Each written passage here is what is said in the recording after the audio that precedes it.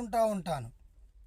కానీ నా నిజ స్వరూపం ప్రభు అయిన యేసుక్రీస్తు వారికి మాత్రమే తెలుసు. అలాగనే ప్రియ సహోదరుడా, నీ నిజ స్వరూపం నువ్వు ఎలా ఉంటావో, నీ వ్యక్తిగత జీవితం ఎలా ఉన్నదో అదొకసారి నువ్వు గమనించుకో.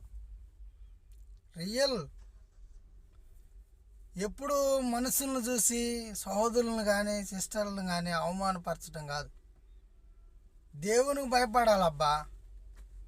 ఎవరైనా సరే, ఏ మనిషి అయినా ఏ సహోదరుడైనా సరే దేవునికి భయపడాలా. మనుషులకు భయపడకూడదు. నేనైతే దేవునికే భయపడతా. మనుషుల్ని ఎవడని లెక్క చేయను.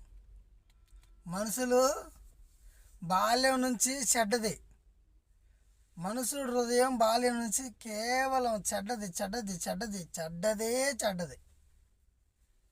అందుకని మనుషుల మాట కూడా వినొద్దు. ఎవరు కూడా దేవుడి మాట వినండి. దేవుని వాక్యం ప్రకారం జీవించండి. All best.